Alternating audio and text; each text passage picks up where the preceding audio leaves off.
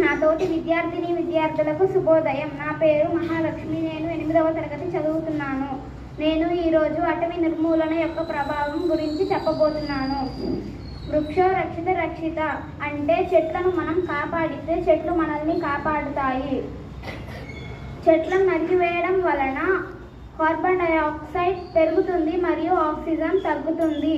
దాని వలన భవిష్యత్తులో ఆక్సిజన్ కొనుక్కోవాల్సిన పరిస్థితి వస్తుంది. నా నిజ జీవితంలో జరిగిన సంఘటన. నేను నా పుట్టినరోజుకి మా నాన్నమ్మ వాళ్ళ ఊరు వెళ్ళాను. నా అలవాటు ప్రకారం అక్కడ ఒక మొక్కను నాటాను. దాన్ని చూసి మా నాన్నమ్మ ఎందుకు నాటుతున్నావు అని అడిగింది. నేను అప్పుడు ఇలా చెప్పాను, మన పరిసరాలు పచ్చగా ఉంటే మన ఆరోగ్యం కూడా బాగుంటుంది. అప్పుడు మా నాన్నమ్మ ఇలా అడిగింది, ఈ మంచి అలవాటు ఎక్కడి నుంచి నేర్చుకున్నావు అని.